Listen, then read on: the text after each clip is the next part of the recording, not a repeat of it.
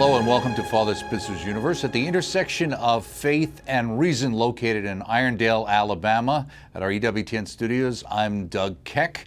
Right now it's Mother Angelica Way. That's the name of the street we're on these days, so that's a wonderful thing. They honored Mother Angelica, and we've got a great program coming your way. Today's topic is the principles for a culture of life. A lot of questions these days, this time of year, every 4 years. These kinds of issues come up, especially as they relate to elections. You can email us questions at spitzer'suniverse@ewtn.com. Post your questions on our wonderful Facebook page, facebook.com/EWTN online. Hashtag is FSUniverse. And there's also Twitter for those inclined. You can tweet us at twitter.com/EWTN, hashtag FSUniverse. And of course, the Magis Center website, magiscenter.com. And don't forget as well, we wanted to mention a new wonderful pro-life website we've put together on our own website. It's www.ewtn.com/vote. So it's ewtn.com/vote. If you go there directly, it's off our website and it gives you all the information. A lot of people have been asking, I need some guidance, I need some understanding. It's a very confusing election this year for many people. There's a lot going on, and that will help to clarify what some of the important issues are. And you can look for us clarifying some of those on today's program, and going forward in the next couple of weeks, we'll be talking with Father Spitzer about some of these important issues and understanding them better from the church's perspective. With that being the case, we're going to head out there now to our beautiful studios in California at Christ Cathedral, and we see coming into focus, there he is. It's Father Spitzer. Once again, we've joined him. A beautiful perspective, ironic view from out there on the West Coast. And to you, we're going to talk about the principles for a culture of life on this show. Next week, we'll be talking more about hierarchy of truth, and then even how Catholics can look at voting. So a lot of issues coming up. I know that I'm sure you've been dealing with online. We've been dealing with as well on our various programs as well. Right. And also, I guess I can congratulate you. At least I think your Dodgers are ahead the last time I looked. At least as of the original airing of the show, much to the chagrin of many of those Cubby fans who'd like to maybe see the Cubs get off the schneid, but fans are fans. So justice is justice, but when you're a fan, that's right. Maybe justice isn't coming. Right. That fairness is a little bit different. So before we get into talking about the whole idea of the culture of life from a Catholic perspective, we've been speaking the last couple of weeks about having to do with heaven, hell, and purgatory in Jesus' perspective from the Bible and from Scripture. And we just about got to talking a little bit about purgatory, and people can look forward to later in November. We're going to be spending some more time around All Souls and All Saints Day talking a little bit about purgatory as well. But here's a question from somebody they sent to us as a follow-up from last week. Hi, Father. I'm a cradle Catholic and grew up learning that we have to be like God to enter heaven. Why are people named saints sometimes long after they've passed? Aren't all people who have gone straight to heaven or been purged in purgatory saints? So there's a question. Our Holy Father recently named another 7 saints, I think over this past weekend as it is. So what does it mean to be in heaven with among the saints and to be named officially a saint? Well, with respect to heaven, of course, Jesus uses the image of heaven as, a messianic banquet, right? Where, you actually, your love is brought to perfection so perfectly that you can enjoy and see everyone as they are in a kind of a perfect authenticity. And of course, they can see you as you are in perfect authenticity. And it's, you're sitting at this dinner table, but there's never going to be an argument, right? I mean, everything is literally in perfect transparency, perfect goodness, the perfect vision of the other, along with the beatific vision of God. And of course, for Jesus, it becomes perfect joy. I tell you all these things, he says in the Gospel of John, that my joy may be yours and your joy may be complete. Now, what's implied by that notion of heaven? Well, what's implied is that people's love has been brought to perfection.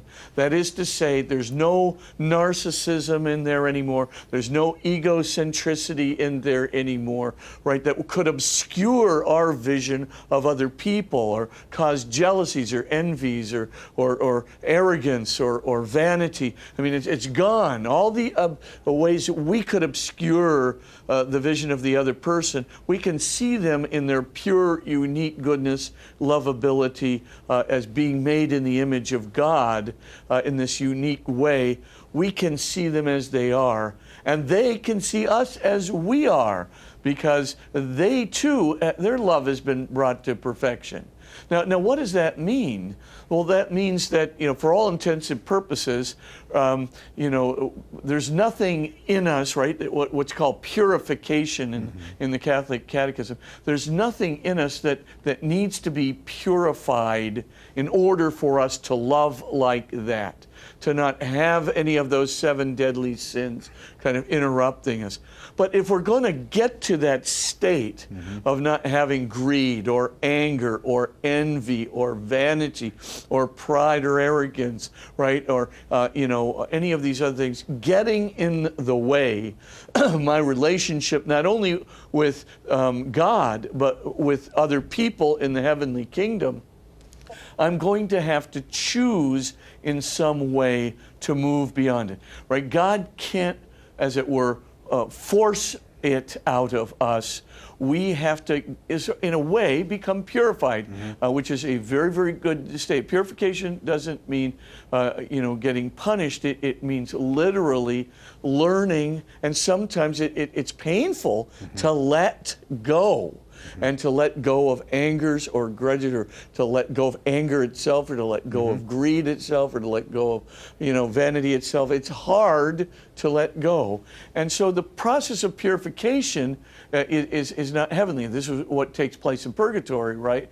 But essentially, in order for us to get to that heavenly kingdom, where we can enjoy that perfect love relationship, where eternity can become truly a transparent love relationship with God and others, which would be the most non-boring thing, the most joy-filled thing, right? I mean, just imagine the times when you had the best time with your family or with your friends sitting around a table, I don't know, at maybe Christmas or whatever, and you didn't have any of the arguments, you didn't have any of the petty jealousies, you had nothing obscure. I mean, it was just one of those perfect conditions, and then finally, somebody looks at his watch and goes, yike, it's 2 a.m. Where did the time go? And for all intents and purposes, that would be what is, causing us then to have to be purified. Right. And that purification has to take place within the confines of our freedom. God's going to help us, right? But, to do that. But we're going to have to choose it.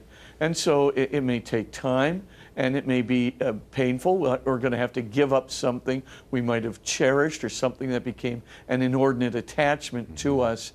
And that purification, we call purgatory, then would precede getting into heaven. Now, with respect to saints, what we mean by that is their love has been purified, and that they're ready to go. That is to say, that they're not being bothered anymore, right, by jealousy or vanity or greed or anger. It's gone. Their purification has taken place in this world. And so it takes time for the Vatican to find out whether that has really occurred or not. And so they try as best they can to ascertain whether that kind of love relationship is going to be feasible for them, and if so, they have to verify it by some miracles, right? That's sort of getting God's seal of approval on it, and then once that whole process has taken place, which can take time. you know, and it depends when a cause comes up before the Vatican as well, which can even take time. And so it does take time for that to happen, and that's why, you know, sometimes you see a 100-year, 200-year. Right. They may have absolutely been ready to go. Right. It just took the Vatican a long time to figure out Now, that that was the case, that there weren't any impediments, Right. and that God is giving his seal by those miracles. right, and we're not. Let me ask you this question. I'm thinking about what you're saying in a sense. Let's think about somebody from 100 years ago, and they finally get the case and they look at it. Now, it's not the idea that somehow this person died, went to purgatory, and by now they must be in heaven. They would have had to have That's right. demonstrated that they were already purified 100 years ago when they died, right? That's right. Okay. That's exactly correct. And it just takes a long time to verify that in some cases. In the case of St. John Paul II, or in the case of Mother Teresa, it just didn't. You know, I mean, it was very clear that they had been purified. I mean, Mother Teresa's last days, you know, which she spent with so many people. I mean, she you know, she broke out of, you know, a real time of what's called, you know, dark night of the soul. And she broke out of that. I mean, she just was in a state of real joy. It was very clear, almost giddy as a child, very, very clear that she, you know, was kind of purged from whatever, you know, might have inhibited a pure state of love from taking place. And off she went, you know, and people believe. And same thing with St. John Paul II, you know, is very clear. I mean, it wasn't, I mean, he went through his suffering and he went through his purgation, and I'm sure all of that suffering, I'm absolutely certain of it, led to his purification. And of course, you know, the miracles in both cases were easily authenticated, and you know, they were able to do it very, very quickly. But in some cases, it just takes a much longer time. Right. Let me ask you, just before we get on to today's topic, which has to do with pro-life Sure. issues and the culture of life. When it comes to purgatory, sometimes people would say, well, let's say I was growing up with the Baltimore Catechism, and I kind of understood there was three places. There was heaven, hell, and purgatory. You know, because purgatory is the place you went Right. because you couldn't get into heaven directly. But it was thought of as being a place. Now we hear more discussion, and you kind of, as to it being a process. I mean, we don't think, is hell Yeah. a process? Is heaven a process? Or is it just that purgatory is a process? And why is it different, or has it changed? Well, yes. First of all, purgatory is a process, and heaven is not a process, because you know, there's no progress to be made in such a process, right? Whereas in purgatory, something has to be done, something has to be accomplished. This purification process has to be done. Whereas in heaven, we're just enjoying the state of enjoying one another without any of the obstacles, without any of the opaqueness that comes, you know, of the vision of the other, or wanting to do the good for the other, right? Or express ourselves in a perfectly, you know, lovingly godlike way to the other, right? There's no, you know, it's just a state of enjoying that, and we call that state a state of being rather than a process, a state of becoming. Now, in hell, you know, the key thing is that the new catechism defines hell not so much as a place, but as a state. It does use the word state. And there's this tension between state and place, you know, in a lot of theological argument. That, by the way, that goes all the way back to the Church Fathers. But in this particular case, I think that they've moved, you know, as a theological opinion, from the view of hell as a place to more as a state. And they call it a state of definitive self-exclusion from God and the beloved, right? And so it's an exclusion of self from love, an exclusion from God, a self-exclusion from other beloveds, other blesseds in the kingdom. Now, for all intents and purposes, is that state a place or not? Mm-hmm. I mean, the Catechism uses the word state very intentionally there, so as not to, make it a place that God created, to put people in who are bad. Because mm-hmm. as I said last week, God's not sending people to hell, and God doesn't need or want to create a place for people to go. It's a state, hell is a state because people choose it. They choose to be, to exclude themselves from God, people who are loving and love itself. And of course, that state, whatever it may be, could that state be with other human beings who have made the same choice? Yes, it could. But the idea that God creates a place for them mm-hmm. instead of a state that they choose for themselves, which could be in concert with, well, I shouldn't say in concert because there's nothing in concert in hell. People don't get along with each other. Right. Basically, it's an attempt to one-up everybody mm-hmm. and to, in C.S. Lewis's view of hell, right? All the houses are moving away from each other continuously. But the point is, in that state, mm-hmm. And again, it's not a process. Right. In that state, people can be in touch with one another, and they can, in fact, connect with one another, but not in a loving relationship, okay. Generally in a relationship of enmity and sin, which is apparently what they want. Okay, and so we shall take a break. Thank you so much, Father Spitzer, and we'll get on to our pro-life topic as we continue our program. Sure. Check out our website, EWTN.com, for that wonderful information on our pro-life issues. Much more ahead here on Father Spitzer's Universe. Stay with us.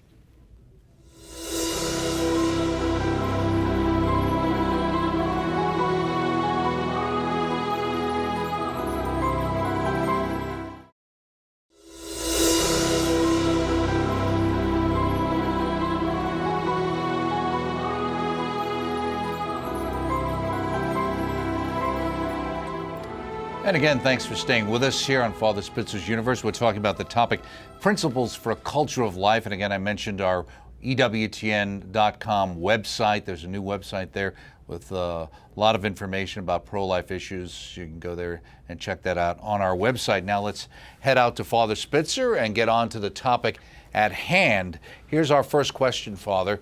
An email came in saying, being pro-life often means learning to embrace suffering with grace. The greatest blessing of redemptive suffering is increasing union with Jesus in his cross, a great joy and gift. How can we help people to better understand this so that they know God is with them and guiding them? This is Christina. Okay, so where is that marriage that she's talking about there?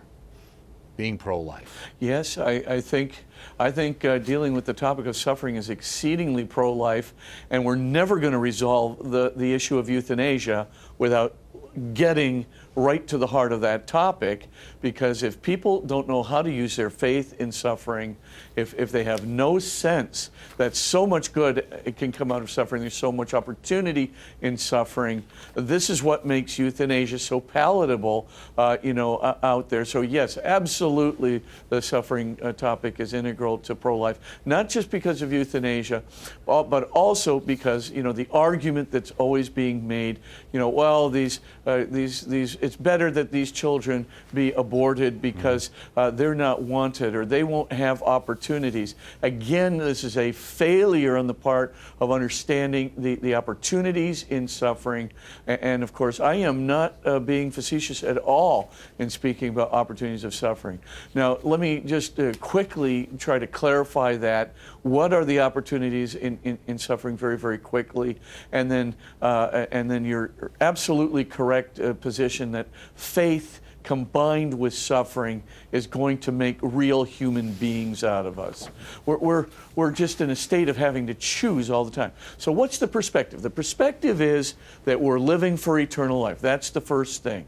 And we are made to live for eternal life. We're made with souls that are going to live beyond our physical bodies.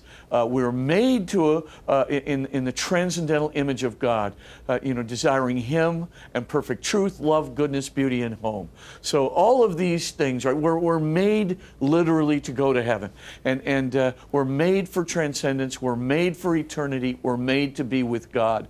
We're made to be united with Christ. Okay, given that as the perspective that the resurrection is what we're called to, this is what God wants for us, this is what He's calling us to, what is the challenge? The challenge is, and this is a big challenge, I'm not talking about the challenge of suffering yet, I'll get to it in a moment, but the big challenge is, how are we going to make sure that we conform ourselves to that a vision of love that Jesus is calling us to in His eternity? How are we going to, in our freedom, choose the way of God, choose the way of love that Jesus has prepared for us, right? How are we going to do that, in a meaningful way? Well, there's several different, things that are going to have to be done. I mean, the first thing, of course, is, we're going to have to choose, faith in some sense. We're going to have to choose love in some sense. And all of these choices, can suffering plus faith help us with this? Yes, the answer is without a doubt. I mean, just think of this, just the following 5 points.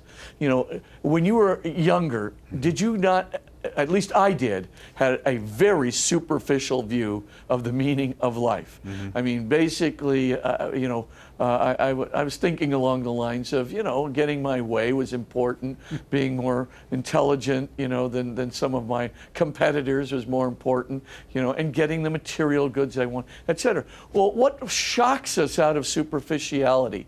Suffering. Mm-hmm. Suffering is the best thing, to get us out of this idea of, living to be arrogant, living to be better, living for what I call ego comparative fulfillment, living for materialistic fulfillment, which is nothing compared to what we're called to. We're called to love, we're called to faith, we're called to communion with God, we're called to perfect truth, love, goodness, beauty, and home. I mean, materialism, ego comparative advantage, who cares? But when you're fixed on it, you gotta break the spell. And for me, the spell has to be broken at least 1,000 times. The first time wasn't enough. I basically had to break the spell a multitude of times. So that's, so suffering is good, and it has been good for me, and it's broken the spell for me. The second thing that's so clear is, as Paul, himself says, pride is a very big problem. Humility is hard to get a hold of. But if we're going to love, in a way that's commensurate with the kingdom of heaven, we're going to have to love, we're going to have to become humble, and we're going to have to be compassionate and empathetic.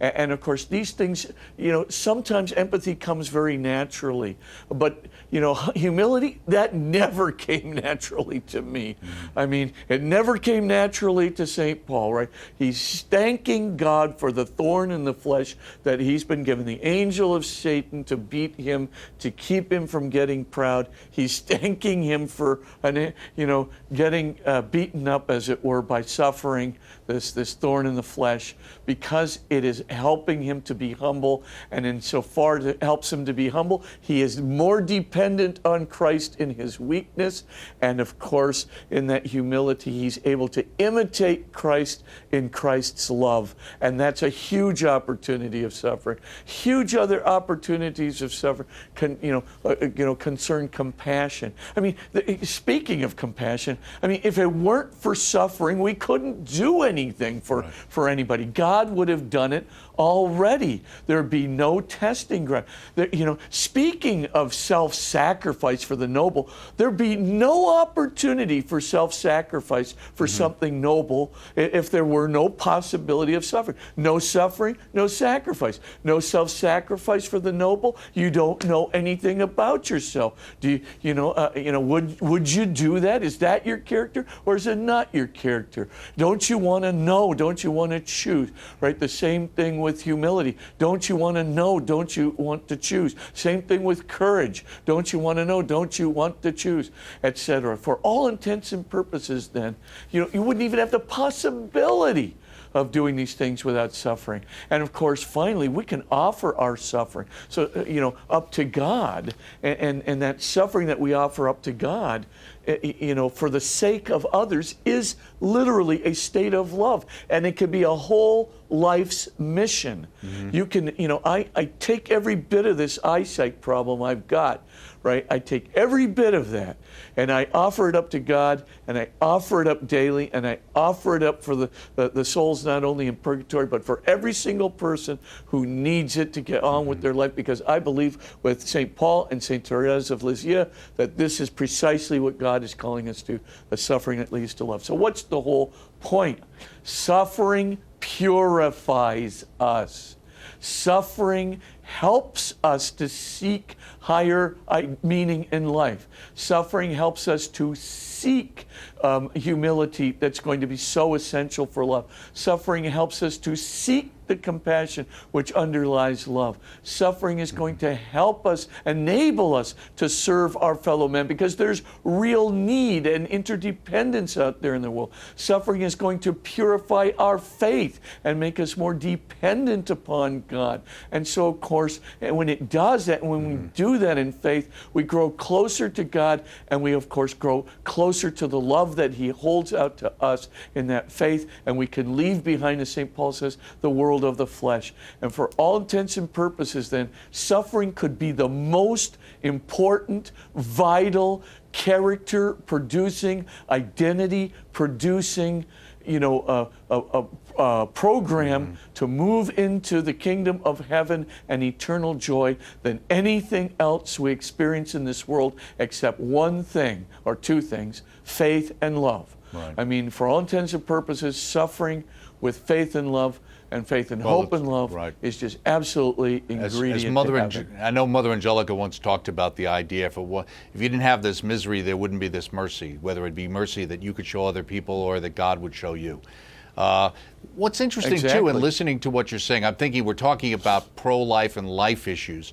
Is it in many ways the avoidance of suffering or issues that, in a sense, has us with a culture, since we avoid suffering, you would think it would make it more pro-life, but it seems like it makes it less pro-life. We become more anti-life. How does that work? Well, first, just a quick clarification. I think it's okay to pray the prayer of Jesus at the Garden of Gethsemane, right? Lord, if it be your will, then, Father, if it be your will, then let this cup pass from me, or take this cup away from me, the cup of suffering. So we can pray for an alleviation of our suffering or to avoid sufferings. It's okay. Jesus did it. It's okay for us to do it. And by the way, I pray fervently for it. Right. Every time I pray the Our Father, put us not to the trial or to the test, but deliver us from evil and the evil one. Amen. Now, with that caveat in mind, the idea is not so much the avoidance of suffering, but it's the acceptance of suffering when suffering comes. And the problem in the culture is we don't accept it. And when we don't accept that suffering as a gift that can lead us and others to the kingdom of God, when we don't accept that suffering as a means of becoming purified in love and purified in faith, so that we can also not only get into heaven but help others into heaven, instead we resent God for the suffering, which has become the byline of so many in the culture, right? We see how so many of the contemporary atheists talk about suffering in terms of no purpose to it at all, right? I mean, basically, it's almost an Epicurean view of suffering. There's nothing good that can come from it. There's no purpose in it. There is absolutely a purpose in it. It's absolutely important. It's the vehicle of love, the occasion of love, the deepening of faith, the deepening of love, the deepening of our meaning in life, the more our reliance upon God, and the offering of the suffering in love for others. Now, that's the purpose of suffering, but if you presume right from the very beginning, suffering has no value whatsoever. If you presume from the very beginning that suffering is just a pure, bleak blackness of God imposed on human beings almost by an ogre, if that's what you're presupposing, right, then of course you're going to resent God for the suffering, and in that resentment, you're gonna think to yourself, I should reject that God. But that's not who God is. God's not an ogre. Never imposed suffering as kind of delectatio morosa, right? Delighting in our pain, right, and so forth. But instead, God has given us suffering as the gift for the purification of love and the self-offering of ourselves in imitation of Christ to others that is going to get us and others into heaven. And that's what he's doing. We're free human beings.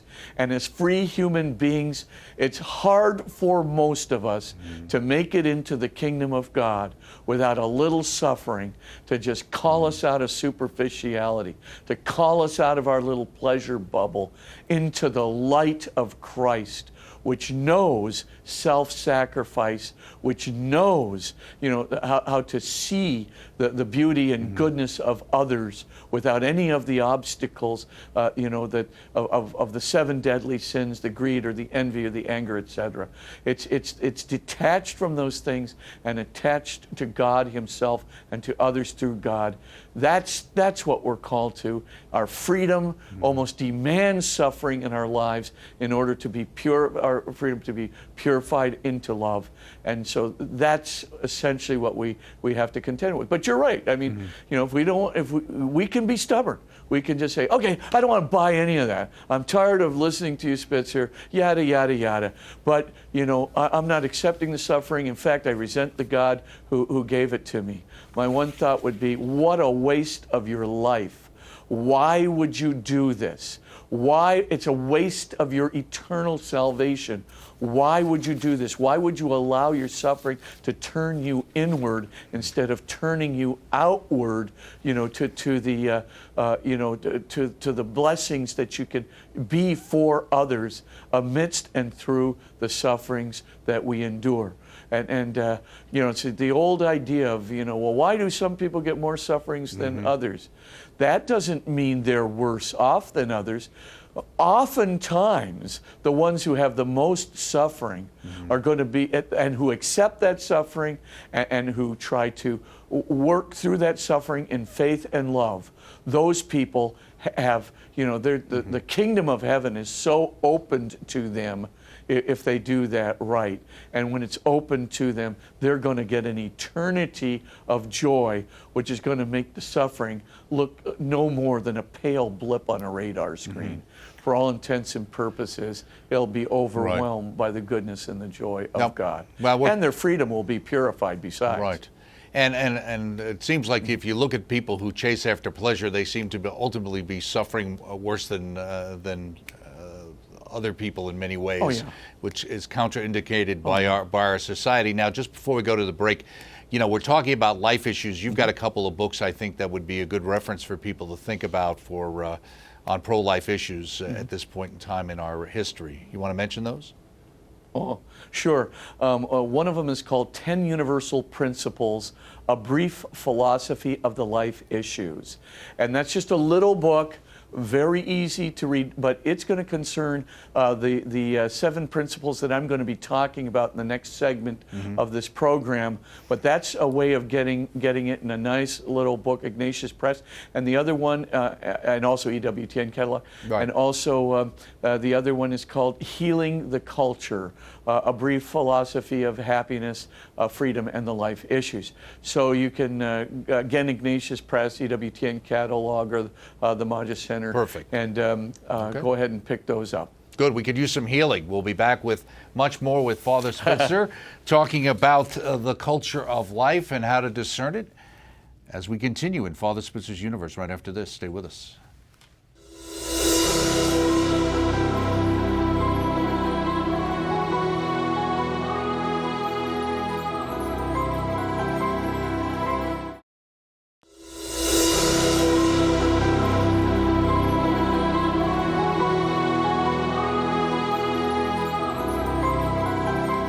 And again, we continue in Father Spitzer's Universe. I'm Doug Keck. We're talking about principles for a culture of life, very important issue at this time of our history here, certainly in the United States and worldwide, as we battle a culture of death, as St. John Paul II used to talk about. And we rejoin Father Spitzer with a question. Let's get started. An email that says, "Hi, Father, I love your show on EWTN. My question is, when an egg is fertilized, does that baby have a soul? Thank you for your help." And this is Jerry from Houston. And also, as an extension of that, not only in the natural process, but let's say there was an artificial in a petri dish. How does that work? Is that the same? Yes, I mean, anytime an egg is fertilized, we automatically believe as Catholics that God infuses a unique human soul into that being. And so the answer is yes, we do. And therefore that being, you can cause its physical death, but that being will continue to live in God's providence and in God's mercy, in His kingdom. So yes, we do believe that a single celled zygote does have a soul, a unique soul infused into it by God Himself. Okay, very good. And again, talking about the culture of life, one of the quotes that I saw here earlier from one of our bishops, and several of them have spoken out recently about different issues. I know I read one earlier by Cardinal Dolan, and he makes the point that the dignity of the human person to be defended and promoted as a first priority, a dignity not dependent upon race, green card, stock portfolio, age, or health, the sacredness of human life from the instant of conception to holy death. And so that's the whole thing we're really talking about, that idea of a culture of life, that this is a number one priority. He also earlier in this article from Catholic New York said, "Am I wrong to wonder especially about the toxic effect that the unlimited abortion license has had on the Republic, founded on self-evident truths and the right to life?" And that's really a lot of the cases. It has such a corrosive effect to so many other things that we have taken for granted here in the United States, right? Right.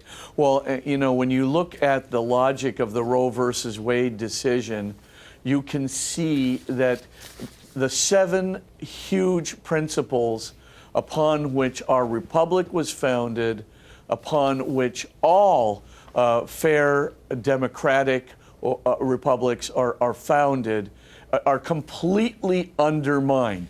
Because in order to make abortion work, you have to undermine all of the fundamental principles of the philosophy of law. Let me just explain for a moment, and I hope I don't get too highfalutin, but here we go. Not you. No. There's the the most fundamental principle of law that we have is called the principle of non-maleficence, and everybody might recognize that as an ethical principle. But remember, ethical principles are the foundation of justice, and justice is the foundation of the law. If anybody tells you differently, that person is basically sophistical. They're a sophist, and they're trying to pull the wool over your eyes. I mean, if justice is not based on ethics, and if the law is not based on justice, we're all in trouble. Now we got to keep that priority straight. That goes all the way back to the time of Jesus, the time it's articulated particularly well by St. Augustine. So what's the principle of non-maleficence? It's the most basic ethical principle that you have. Don't do a harm to others that you don't want them to do to you. So avoid unnecessary harms, and if a harm is unavoidable, minimize it. That is the most minimal ethical prescription that we can have. If you know anyone who says, I don't think I can abide by that, a minimalistic ethical prescription, then my thought would be run, Bambi, run, because you're dealing with a sociopath, you're dealing with a psychopath. For all intents and purposes, he's going to harm people unnecessarily. Now, that is the most basic principle. All justice is founded on that principle. Don't talk about justice without talking about the principle of non-malevolence. It's pure hypocrisy.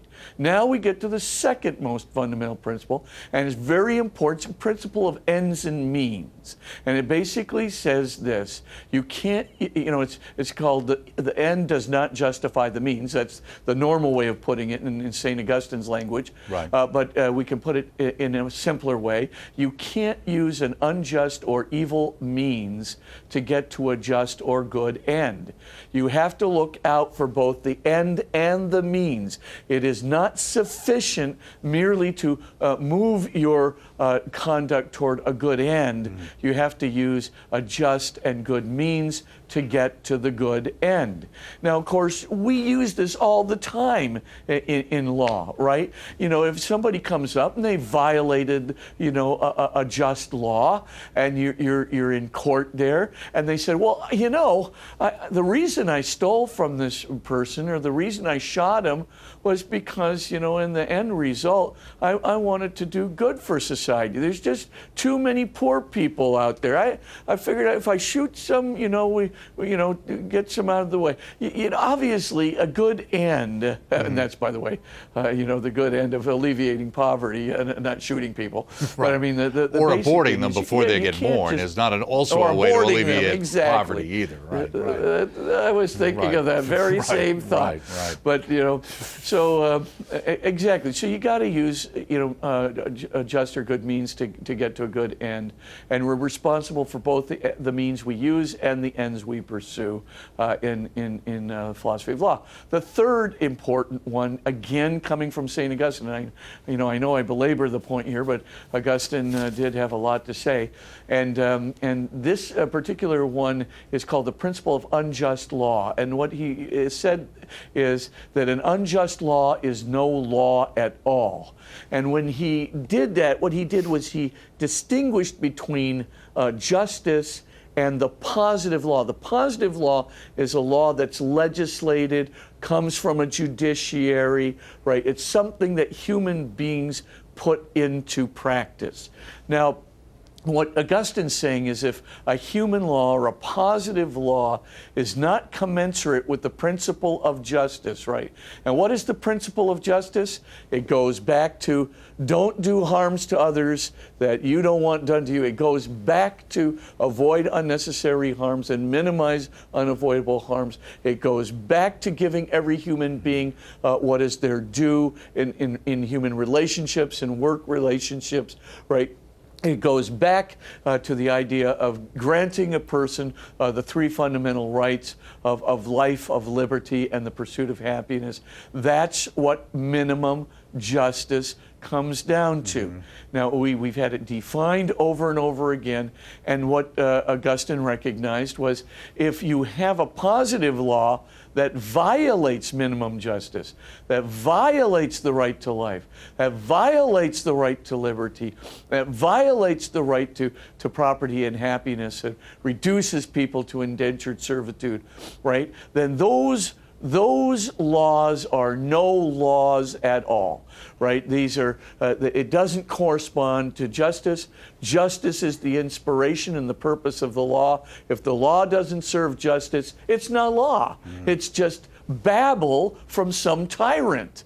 And of course, now let's just look at the Roe v. Wade decision before we get to our other principles for just a moment and just see how they correspond to those first three principles. Well, is the Roe v. Wade decision, is it a just law? No, of course it's not a just law. It literally permits the taking, the killing of innocent life for no other reason than a mother decides that they don't want it, and of course it could be really extenuating circumstances. A young person who got themselves in trouble or were pregnant, right? But you can't take the life of an unborn human being in order to save yourself embarrassment or whatever the case may be, or just for the sake of convenience. It just cannot be done. And so it's an unjust law. And it's certainly, right, the end does not justify the means, right? Well, I want to prevent the embarrassment, therefore I'm going to kill the baby. You can't do that, right? I mean, it's a clear violation. And is it, a violation of the principle of non-maleficence? I don't see how it can't be. Killing, right, is the highest violation of the principle of non-maleficence. You're doing the greatest possible harm to the human person. So, I mean, already we've got problems. And then we go to the fourth principle. This is the principle of personhood. Comes from a fine Dominican friar, Bartolomé de las Casas. And in this principle, Las Casas was trying to defend the Indians from literally the bloodthirsty conquistadores who were not only enslaving them, but killing them at will. And so Las Casas goes back to defend the rights of the Indians. And he's up against this guy Sepulveda, and Sepulveda basically tells him, okay, these Indians, they're not real people. Ever heard of that before? That's why we call this the principle of personhood. They're subhuman. They're not persons who are deserving of protection under the law. These are, subhuman beings, and the evidence that they're subhuman is that their culture has not reached the state of mathematics or the state of music that Europe has reached. And so now we can say, as mere savages, we can do with them whatever we will. And Las Casas stands up and he says to, Sepulveda, he says, look, he says, you are incorrect in saying this. The Indians have already caught up, right? They just made leaps and bounds in language, right? And if you ever saw that movie, The Mission, they've already created these huge collective farms. They already understand mathematics. They're going to be on a par with us in mathematics in a few years. They're already going to be on a par with us in music. They're already writing their own music and developing their own musical instruments, et cetera, et cetera. The Indians are not subhuman. The Indians are just simply in a state of development that's a little bit behind the state of development of Europe, but they're every bit as human as Europeans are human. You are wrong to define personhood on the basis of a state of development. And that's what makes this principle so important for the pro-life movement, because it doesn't matter what state of development the fetus is in. That's an irrelevant question. The answer is personhood must be accorded to some being on the basis of what it was to become.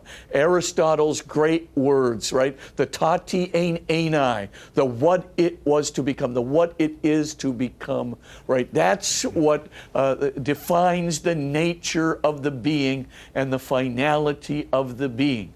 And so, of course, using this principle, Las Casas just simply says, your criterion is merely a historical accident. It's not substance, it's mere accident. Personhood must be applied to people on the basis of their nature, what they're going to become. It can't be given on the basis of the stage of development that they're in. And this will never excuse your gross violations of the principle of non-maleficence to these poor Indians who have done nothing wrong except not met your criterion for culture.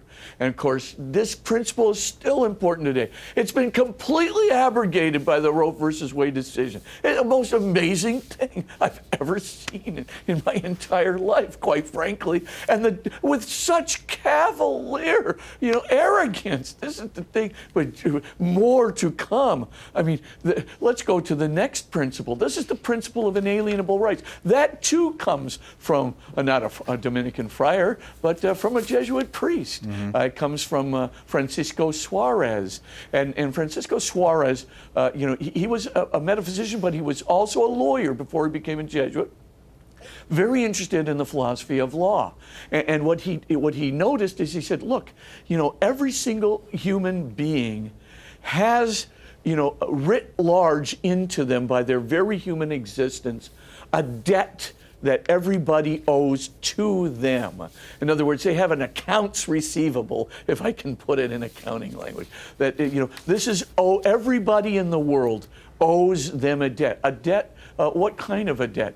To give them life and to let them live, to give them the essential, he didn't call it liberty, but the custody over their own interior subjectivity, right? In order to have their religion, to have, their capacity to choose, etc. And property sufficient not to be, an indentured servant, and the capacity to pursue opportunities for happiness. So Suarez is basically saying this belongs to every human being by their very nature. This is why, right, we see that there's a guy named Hugo Grotius who is the father of international law, right?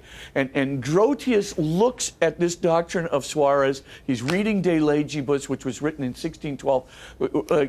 Grotius recognized it. He's the father of international law. Recognized it so quickly, he incorporates it into his own treatises. And of course, what happens then? John Locke is reading it and makes it the first principles for the treatise, second treatise on government, which of course comes into the hand of Thomas Jefferson, and so forth and so on. But why did these guys think of this principle with such great, honor, admiration, and this could somehow rescue? Because it would save us from a tyranny of the majority. Locke's words, it would save us from a tyranny of the majority. What's a tyranny of the majority? Where 51% of the people, by plebiscite, by vote, decide that they're going to take away, a justice from the other 49%. A vote is imperfect. Locke knew it, Jefferson knew it. There has to be some kind of principle of government, a metaphysical principle of governance, of justice, right, that will preserve the state from those kinds of atrocities, the tyranny of the majority.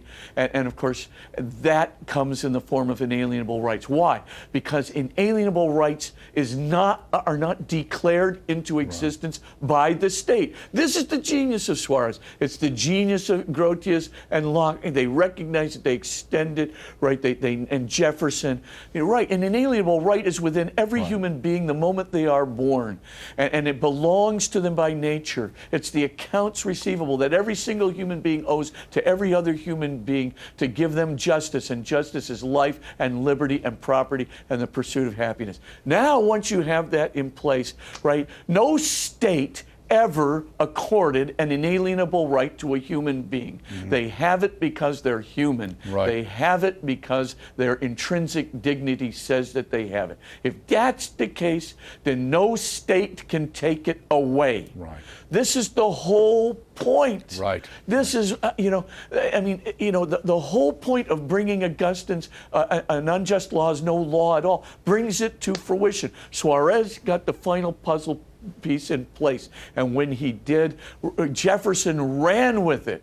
And of course, why is this so important? Why, by the way, why are the inalienable rights of human beings, why are they mentioned in our Declaration of Independence, but they are not mentioned in our Constitution? I wonder why. Because, of course, the Declaration of Independence begins with this: we hold these truths to be self-evident, not declared by a state.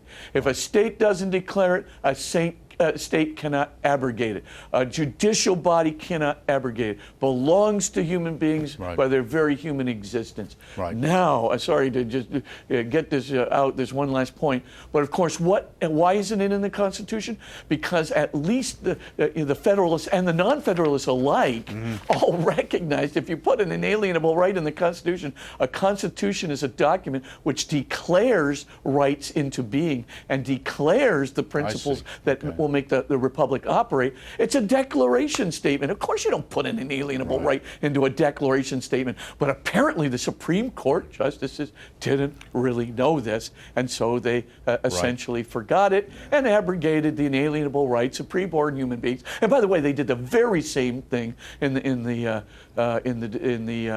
Dred Scott decision in the abrogation of the rights of black people. And they did it on the same basis. Exactly, and we are just out of time. As Archbishop Naumann put it, he said, our founders actually believe that the right to life is given to us by our Creator and not by the Supreme Court, which seems to be a confusion in our land. But that's why you're here, Father Spitzer. That's why we spend time getting some of these questions answered.